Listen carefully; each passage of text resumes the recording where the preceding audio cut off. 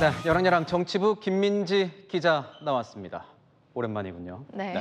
첫 번째 주제 보겠습니다.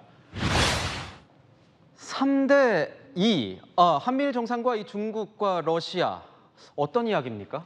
인도 뉴델리에서 오늘부터 G20 정상회의가 열리고 있습니다. 윤석열 대통령도 참석했는데요. 3대 2 구도가 눈에 띕니다.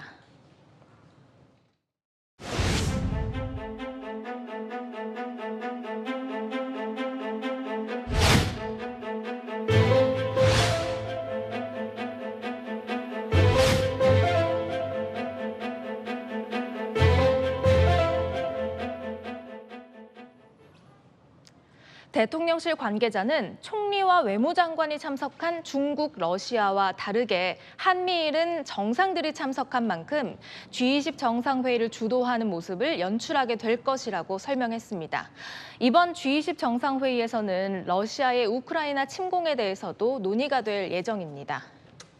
한국과 미국, 일본은 점점 더 가까워지는 것 같습니다. 맞습니다. 윤 대통령은요, 오늘 G20 정상회의에서 발언도 했는데 주제가 기후 위기인 만큼 북핵 문제에 대한 한미일 공조를 거론하지는 않았는데요.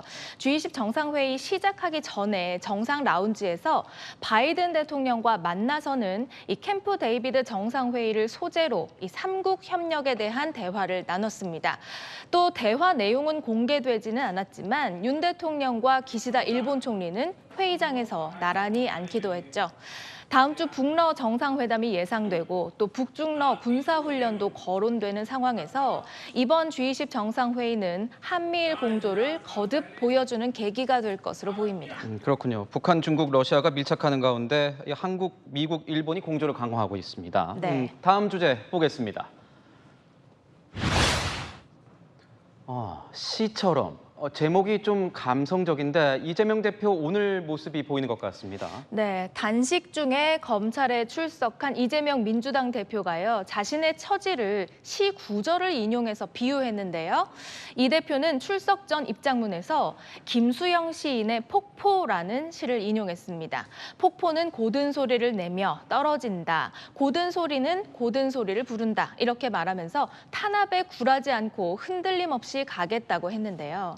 이 대표 측은 군부 독재와 다르지 않는 검사 독재의 포갑 정치를 비판한 것이라고 설명했습니다.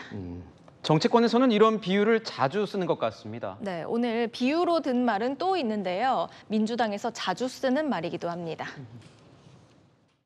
화무십일홍이라 했습니다. 권력이 강하고 영원할 것 같지만 그것도 역시 잠시간일 뿐입니다. 화무 11홍 권불 10년이라고 했습니다. 아니 권불 5년입니다. 그깟 5년 정권 뭐 그리 대수라고 이렇게 겁이 없습니까? 대선 후보 시절에는 윤석열 당시 국민의힘 후보와 인용 신경전을 벌였는데요. 이 대표가 대장동 의혹을 겨냥해 태산명동 서일필이라고 적었습니다. 태산이 떠나갈 듯 요동을 쳤지만 뛰어나온 건 쥐 한 마리뿐이라는 뜻이죠. 그러니까 저 말은 대장동 의혹, 말로만 떠들썩하고 실제로는 별거 없지 않냐, 뭐 이런 뜻으로 보입니다. 네, 맞습니다. 그러자 윤석열 당시 후보는요, 다산 정약용 선생의 인호행이라는 시를 돌려줬는데요. 쥐와 또 쥐에게 뇌물을 받은 고양이에 빗대서 현실을 풍자한 시라고 소개하면서 이재명 대표를 도둑과 결탁한 관리에 비유한 뒤에 만약 쥐들이 행패를 부리면 사냥개를 부르겠다는 문구를 적어 응수했습니다.